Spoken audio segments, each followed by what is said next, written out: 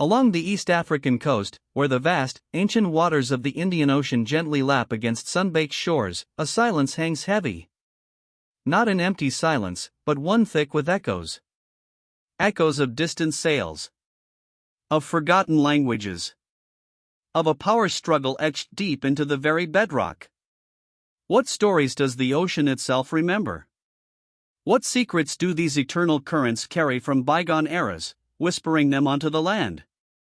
A chronicle of human ambition, of empire's reach, of a world connected by water, long before maps truly captured its scale. A stage for grand narratives, forever unspooling.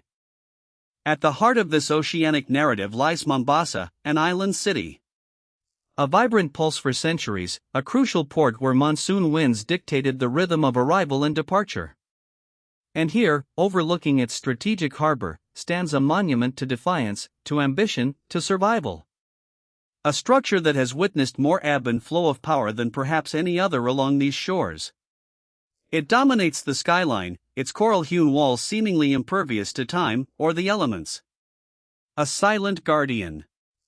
But what exactly was it guarding? And from whom? This is Fort Jesus. Not merely a building, but a geological event, born from the very earth it stands upon. Its foundations laid not by whim, but by calculated strategic necessity. It rises abruptly from the coastal rock, a stark contrast to the surrounding gentle Swahili architecture. Its design, at first glance, appears almost alien to the landscape. Geometric. Imposing. But what compelled its architects to craft such an impenetrable stronghold here, thousands of miles from their homeland? What threats did they envision? What treasures did they seek to protect? The answers lie buried within its stone, waiting to be rediscovered. The year is 1593. The world is expanding, violently. European powers, driven by trade, by faith, by an insatiable hunger for the unknown, are carving up the globe. The Portuguese, masters of the sea, have rounded the Cape, establishing a formidable presence along the African and Asian coasts. They sought control. Control of trade. Control of resources. But more than that, perhaps, control of the narrative. And in Mombasa, a city long flourishing under Arab and Swahili influence, they saw an indispensable node. A link in a burgeoning chain of global commerce and dominion. Their arrival fundamentally altered the destiny of this vibrant coast. Why Mombasa? Why this specific point on the vast Indian Ocean map? The answer lies in geography. Mombasa was not just a port, it was a natural deepwater harbor, sheltered and defensible, a perfect waypoint for ships navigating the treacherous monsoon winds. It was, quite literally, a crossroads. Where routes from India, Arabia, Persia, and the Far East converged with the riches of the African interior. Spices, gold, ivory, timber, all flowed through this nexus. To control Mombasa was to control a significant portion of this immense wealth. A prize beyond measure. A constant lure. Italian military architect Giovanni Battista Chiratti was tasked with its creation. His vision, a fortress that embodied the latest in Renaissance military engineering. Walls of staggering thickness, built from local coral rock, meticulously shaped and mortared.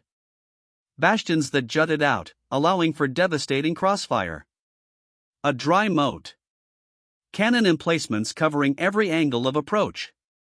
No expense was spared, no detail overlooked in crafting this defensive masterpiece.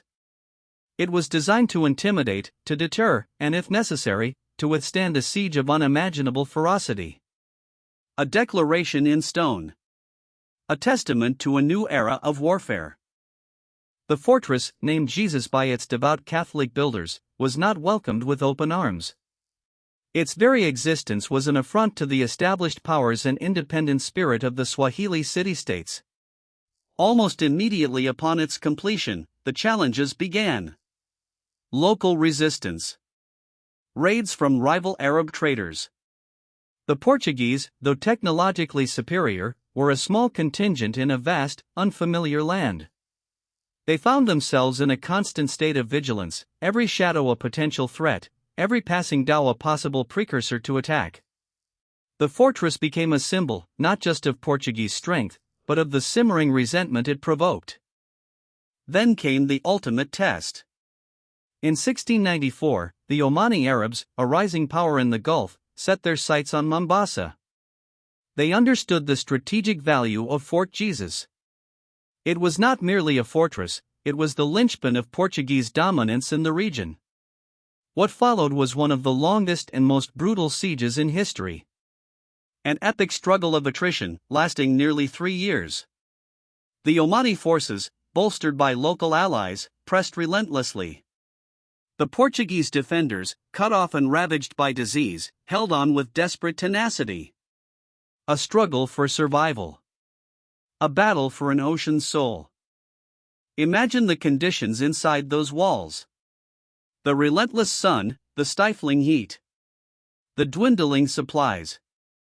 The constant fear of bombardment, of assault. Disease, far more deadly than any cannon, decimated the garrison. Yet, they endured. A grim testament to human will, to the strategic imperative of their mission. But endurance has its limits. Outside, the Omani forces consolidated their grip on Mombasa, tightening the noose around the fortress. The whispers of despair grew louder with each passing month. The question wasn't if it would fall, but when. And at what cost? In 1698, after 33 months, Fort Jesus finally fell. A devastating blow to Portuguese power in the Indian Ocean. The Omani Arabs, now masters of Mombasa, took control, reshaping the fortress to suit their own defensive needs. The cross replaced by the crescent. But the story doesn't end there. The Portuguese, though vanquished, would not easily relinquish their hold. They attempted to retake it, more than once, leading to further bloody engagements. The fortress became a symbol, not of permanent conquest, but of contested ground. A prize perpetually fought over, its stones forever stained by the struggle. For nearly a century, Fort Jesus became a pawn in a larger geopolitical game. It changed hands 9 times between 1631 and 1875. Portuguese to Omani, back to Portuguese briefly, then decisively Omani.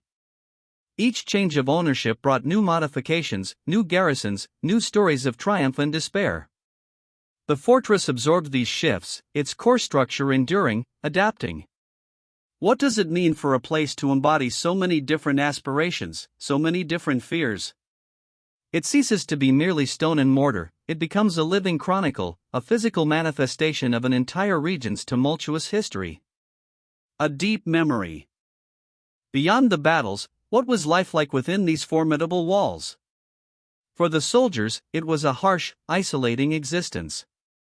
Far from home, battling not just enemies, but disease, boredom, and the ever-present threat of the unknown. For those captured, it was a place of incarceration, of despair. Prisons within a fortress. The dungeons, dark and airless, whisper tales of countless souls. The weight of human suffering, pressed into the very stones. Yet, there were also moments of camaraderie, of resilience, of a shared humanity persisting amidst the conflict. The fortress, a microcosm of the human condition itself. Despite, or perhaps because of, the endless conflicts, Fort Jesus and Mombasa became a profound cultural crucible. Portuguese, Arab, Swahili, Indian, all met here, sometimes in battle, often in trade, inevitably mixing. Languages, cuisines, architectural styles, religious practices, all contributed to a unique tapestry. The fortress, a symbol of conquest, paradoxically became a witness to an unprecedented fusion. The very concept of the Swahili coast was shaped by these interactions, by the constant flow of people and ideas across the oceanic crossroads. A vibrant legacy, born from turbulent beginnings. As the 19th century waned, the strategic importance of Fort Jesus as a military stronghold diminished. The age of sail gave way to steam, artillery became more powerful, rendering such fixed defenses vulnerable. The British Empire, having established its protectorate over East Africa, found a new purpose for the aging structure. From 1895, it was repurposed, transformed into a colonial prison. A place of containment, rather than defense. The echoes of battle faded, replaced by the clanging of cell doors, the silent despair of inmates. A different kind of fortress, but still, a place of walls and locked gates. Decades passed. Independence movements swept across Africa. Kenya gained its sovereignty. The fortress, no longer needed as a prison, stood at a crossroads of its own. What would become of this colossal structure, steeped in so much history, so much conflict? Its military purpose long obsolete, its penal days over. It underwent a profound, yet quiet, transformation. No longer a symbol of oppression or defense, but of heritage. A guardian of the past, rather than a barrier to the future. A place for reflection, for understanding. The weight of its history began to shift, from burden to treasure. In 2011, the world recognized its profound significance. Fort Jesus was inscribed as a UNESCO World Heritage Site. This designation cemented its status, not just as a local landmark, but as a site of universal value. Its unique blend of Portuguese and Omani military architecture, its testimony to centuries of cultural exchange, its enduring witness to the struggle for control of the Indian Ocean trade, all were acknowledged. A global stage for a local story. The quiet fortress, once the epicenter of fierce battles, now stood as a beacon of shared human heritage. Its riddle, finally appreciated. Today, Fort Jesus stands. Not as a bastion of war, but as a museum. Its walls still tell stories, but now through exhibits, through preserved artifacts, through the silent contemplation of visitors. Cannons once used for destruction now point silently towards the sea, relics of a bygone era. The ocean, which once brought invaders, now brings tourists and researchers. The quiet fortress. It asks us to remember the cost of empire, the resilience of cultures, the enduring strategic importance of this oceanic crossroads. It guards not territory, but memory. A memory for all of humanity to learn from. The Indian Ocean continues its rhythmic embrace of the Mombasa coast.